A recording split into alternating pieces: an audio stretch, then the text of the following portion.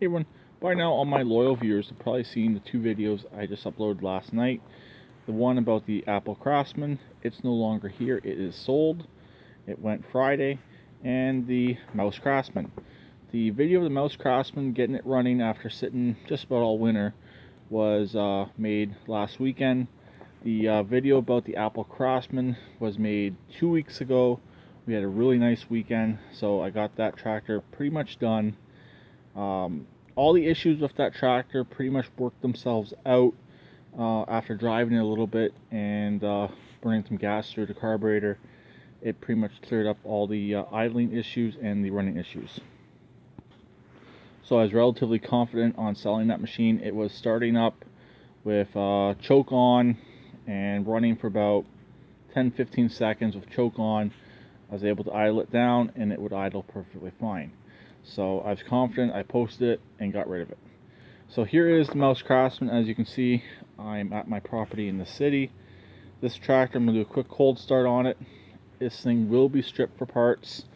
The seat's already off. I had to repair the seat. It's in the house. It's all done. I might do a later video on that, how I repaired it. We'll see. But this machine will be parted out. Just about everything on this machine will be for sale, except for the frame, the steering box, and steering wheel. I already had someone try and buy the steering box out of it, but I need that for the racer.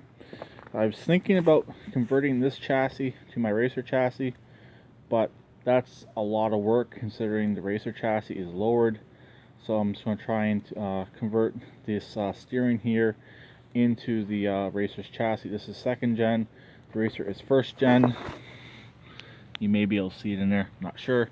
This battery is charged, and let's give it a quick cold start.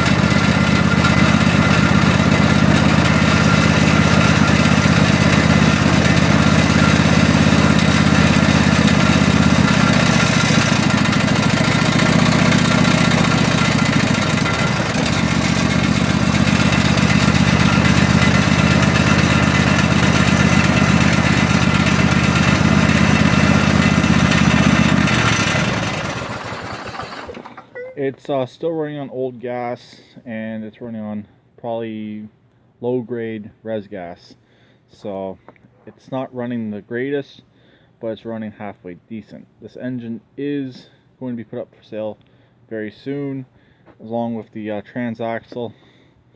The main part of the hood is good, but the grill's junk, so I'm going to try and sell the hood. It's an all steel hood, which is nice.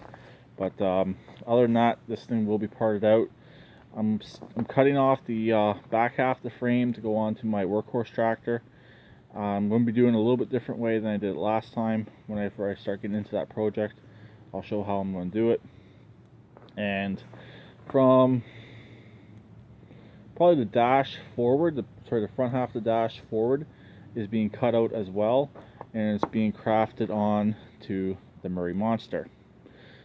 Basically to add the bolt holes that I need to properly mount in the new engine, and it will help strengthen up this chassis as well, because the chassis on this here, it's strong, but having a little bit extra strength in the back end will be definitely nice to have. So basically I'll put that on there, re-drill the holes, and get everything all lined up correctly to properly bolt this engine in.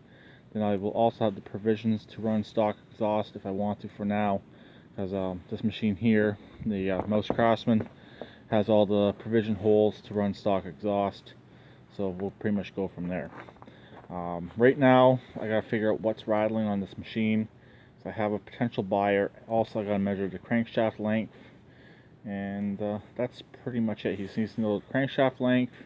I know the diameter, it's a 1-inch crankshaft diameter. But I think the length for these is a standard 3-inch, inch and a half, or 2.5 to 3 inches, something like that. But I just gotta double check that. But there we go. So I know I said the engine's going up for sale, but I do have a potential buyer if the buyer doesn't take it. But that's it on that aspect. I wish the tank on this machine was salvageable. I would love to use that tank on my workhorse tractor, since it had the visible float right here. But if you remember, the visible float section was badly cracked from this machine sitting out in the sun for many years, and it did not survive. Also, the nice thing is this one had the side pocket, which would have been a nice thing to save. But the workhorse is a 6-speed, and that's right where the shifter would go through, unfortunately. So that's pretty much it. So talk to them later. Please keep redneck like always, and please subscribe and comment.